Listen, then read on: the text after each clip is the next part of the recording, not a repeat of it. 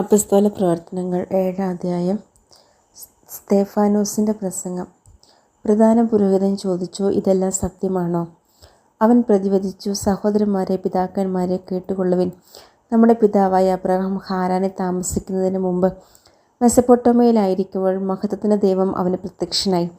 അവനോട് പറഞ്ഞു, നിന്റെ നാട്ടിൽ നിന്നും ബന്ധുക്കളിൽ നിന്നും നീ പുറപ്പെട്ട് ഞാൻ കാണിച്ചു തരുന്ന ദേശത്തേക്ക് പോവുക. അവൻ കൽദായ ദേശത്ത് നിന്ന് പുറപ്പെട്ട് ഹാരാനിൽ താമസമാക്കി.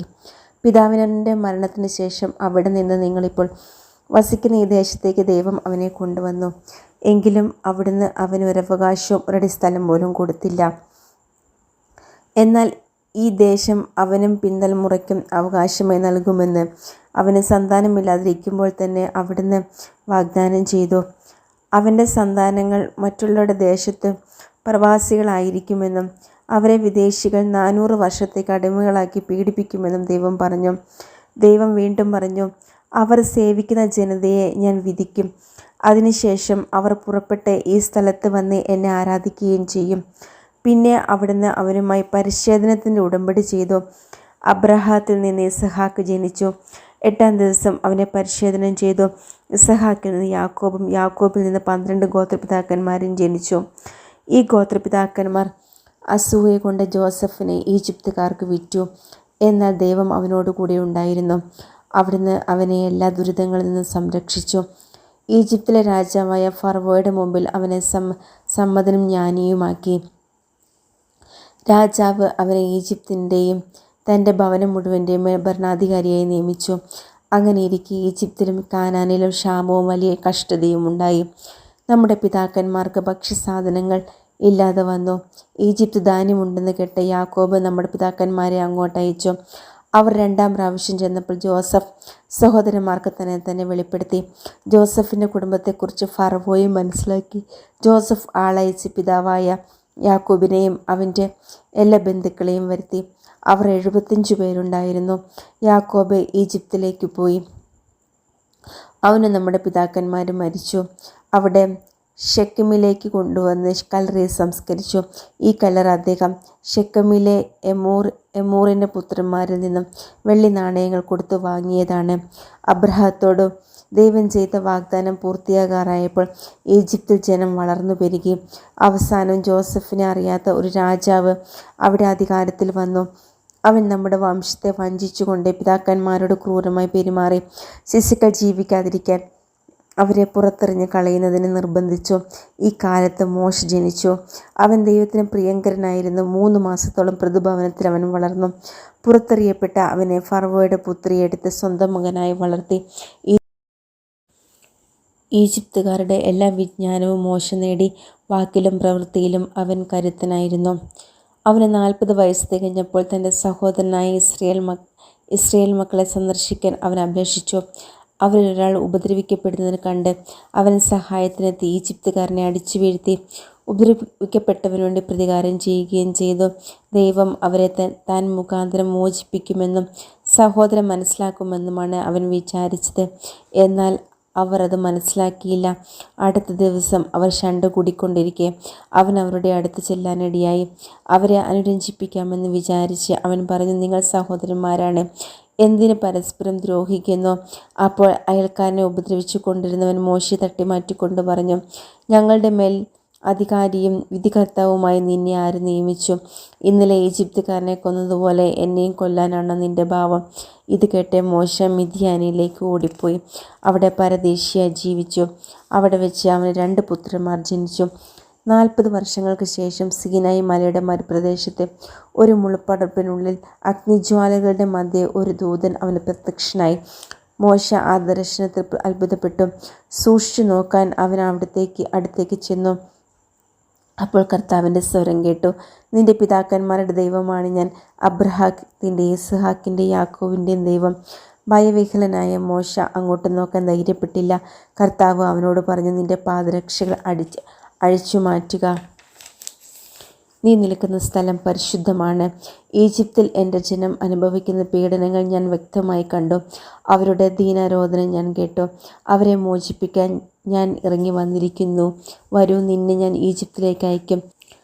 ഞങ്ങളുടെ മേൽ അധികാരിയും വിധികർത്താവുമായി നിന്നെ ആര് നിയമിച്ചു എന്നു പറഞ്ഞ് അവർ നിരാകരിച്ച മോശയെ തന്നെ മുൾപ്പടർപ്പിൽ നിന്ന് പ്രത്യക്ഷനായ ദൂതൻ വഴി ദൈവം അവരുടെ ആധികാരിയും വിമോചകനുമായി അയച്ചു. ഈജിപ്തിലും ചെങ്കടലിലും 40 വർഷം മരുഭൂമിയിലും അത്ഭുതങ്ങളും അടയാളങ്ങളും പ്രവർത്തിച്ചുകൊണ്ട് അവൻ അവരെ നയിച്ചു.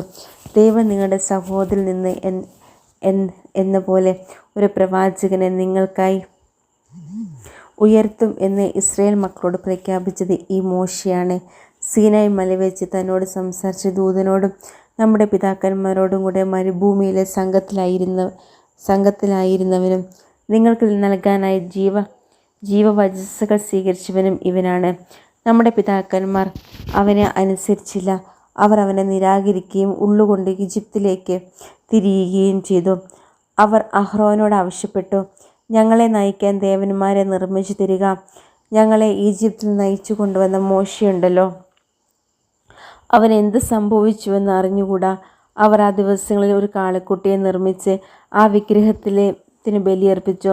സ്വന്തം കരവേലകളിൽ അവർ ആഹ്ലാദ പ്രകടനം നടത്തി.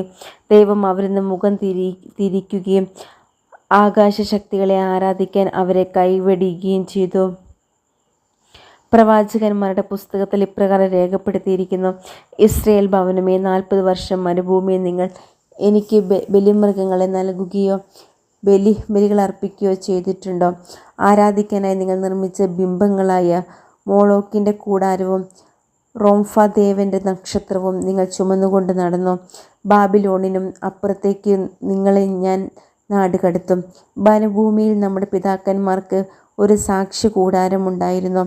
മോശ കണ്ട മാതൃക നിർമ്മിക്കണമെന്ന് ദൈവം അവനോട് കൽപ്പിച്ചതനുസരിച്ച് തീർത്ത കൂടാരം തങ്ങളുടെ മുമ്പിൽ നിന്ന് ദൈവം ബഹിഷ്കരിച്ച വിജാതീയരുടെ ഭൂമിയിലേക്ക് നമ്മുടെ പിതാക്കന്മാർ ജോഷായുമൊത്ത് പ്രവേശിച്ചപ്പോൾ അത് കൂടെ കൊണ്ടുപോന്നു.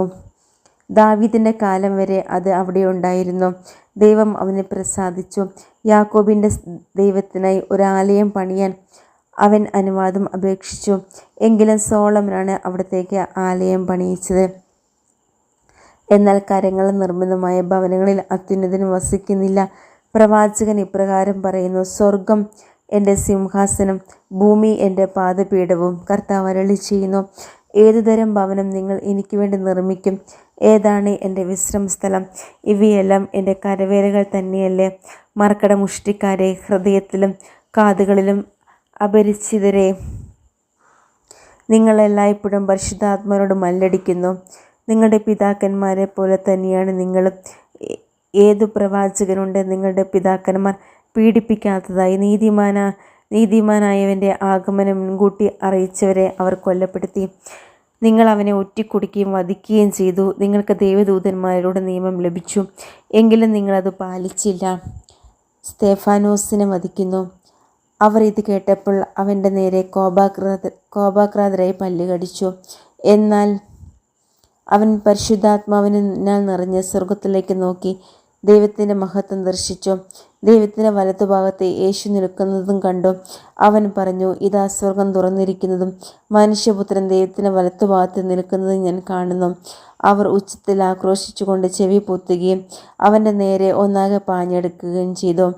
അവർ അവനെ നഗരത്തിന് പുറത്താക്കി കല്ലെറിഞ്ഞു. സാക്ഷികൾ തങ്ങളുടെ വസ്ത്രങ്ങൾ സാവൂൾ എന്ന ഒരു യുവാവിൻ്റെ കാൽക്കൽ കാഴ്ചവെച്ചു. അനന്തരം അവർ സ്തെഫാനോസിനെ കല്ലെറിഞ്ഞു. അപ്പോൾ അവൻ പ്രാർത്ഥിച്ചു, കർത്താവായ യേശുവേ, എൻ്റെ ആത്മാവിനെ കൈക്കൊള്ളണമേ. അവൻ മുട്ടുകുത്തി വലിയ സ്വരത്തിൽ അപേക്ഷിച്ചു, കർത്താവേ, ഈ പാപം അവരുടെ മേൽ ആരോപിക്കരുത്. ഇതു പറഞ്ഞ് അവൻ മരണനിദ്ര പ്രാപിച്ചു.